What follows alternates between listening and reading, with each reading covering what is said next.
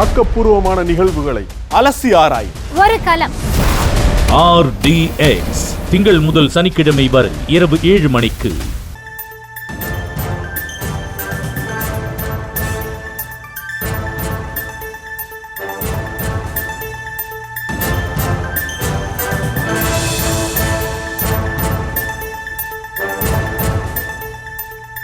தேவநாதன் யாதவுக்கு இடைக்கால ஜாமீனானது வழங்கப்பட்டிருக்கிறது.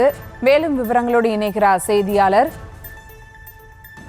மதியழகன். வணக்கம் மதியழகன், விவரங்கள். சென்னை மயிலாப்பூரில் செயல்பட்டு வந்த தி மயிலாப்பூர் இந்து பெர்மனன்ட் ஃபண்ட் நிதி நிறுவனத்தில் முதலீடு செய்த 100க்கும் மேற்பட்ட முதலீட்டாளர்களிடம் பல கோடி ரூபாய் மோசடி செய்ததாக தேவநாதன் யாதவ் உள்ளிட்டோர் கைது செய்யப்பட்டனர். இவர்கள் ஜாமீன் கோரி 3வது முறையாக தாக்கல் செய்த மனு மீதான விசாரணை நீதிபதி ஜி ஜெயச்சந்திரன் முன்பு நடைபெற்று வந்த நிலையில் இந்த வழக்கில் தீர்ப்பு ஒத்திவைக்கப்பட்ட நிலையில் தற்பொழுது நீதிபதி உத்தரவு பிறப்பித்திருக்கிறார். அதில் தேவநாதன் யாதவுக்கு நிபந்தனை இடைக்கால ஜாமீன் வழங்கி நீதிபதி உத்தரவிட்டிருக்கிறார். அக்டோபர் 30ஆம் தேதி வரை இந்த இடைக்கால ஜாமீன் வழங்கப்படுவதாக நீதிபதி குறிப்பிட்டிருக்கிறார்.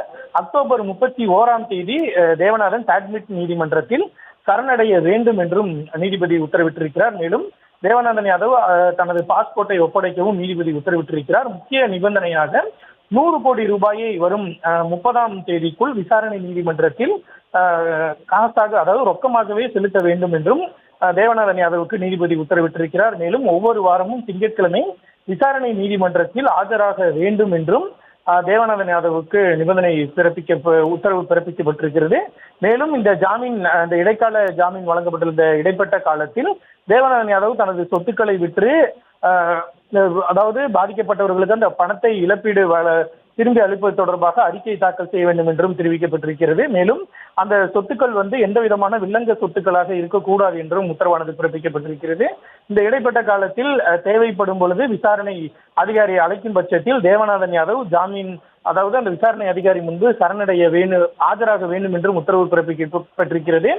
தேவநாதன் யாதவ் இந்த ஜாமீன் விதிமுறைகளை மீறினால் அவரது இந்த இடைக்கால ஜாமீனானது உடனடியாக ரத்து செய்யப்படும் என்றும் நீதிபதி உத்தரவு பிறப்பித்திருக்கிறார்.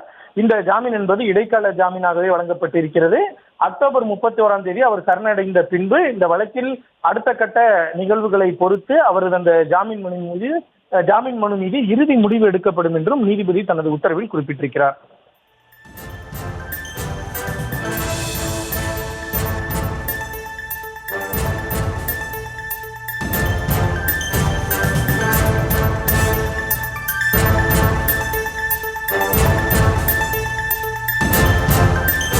மேலும் விவரங்களுக்கு நன்றி மதியழகன்.